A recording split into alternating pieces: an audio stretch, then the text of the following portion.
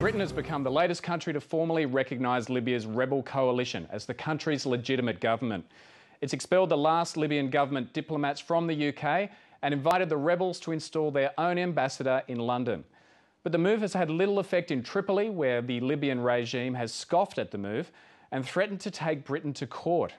It's also made no impact on the rebels' military campaign to defeat Colonel Gaddafi's forces. Middle East correspondent Anne Barker reports.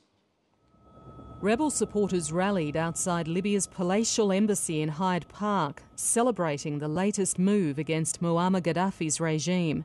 I'm from Misrata, he's from Swara, he's from Beida.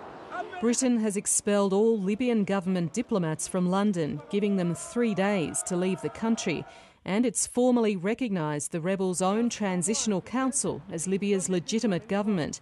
It's now inviting rebel leaders to send their own diplomats to replace those who've been sent home.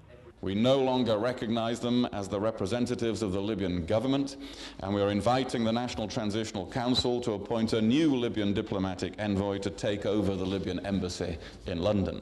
The decision prompted a defiant response in Tripoli, where Colonel Gaddafi still looms larger than life over the war-torn country. The Libyan government says Britain's decision is illegal and irresponsible, and it'll take the matter to the International Court of Justice. It's unprecedented in the international diplomacy, history of the international diplomacy.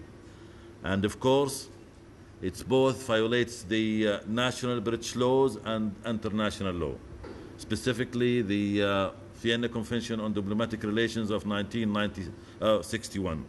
Britain's move also paves the way to hand the rebels tens of millions of dollars in frozen oil money. It's a much-needed political and financial boost. This is very positive. It's a psychological boost.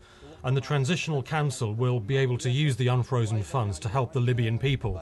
Britain is now one of 29 countries, including Australia, that recognise the rebels' council as Libya's rightful government. Along with France, it's also relaxed its opposition to Colonel Gaddafi staying in Libya if and when he steps down, as part of a new push to end the 5-month war.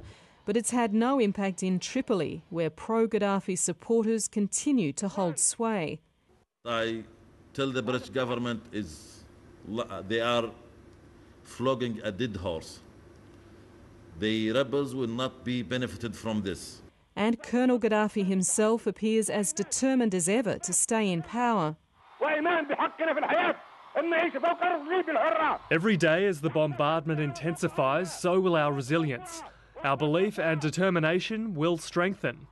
Whatever their political gains, on the ground the rebels are still fighting an uphill battle. Despite recapturing towns like Brega in Libya's east, they're struggling to make further advances, except in the mountains south of Tripoli, where they're holding out against the Libyan forces. But they're still around 100 kilometres from the capital, and rebels now believe that NATO doesn't want them to move any further just yet. Anne Barker, Lateline.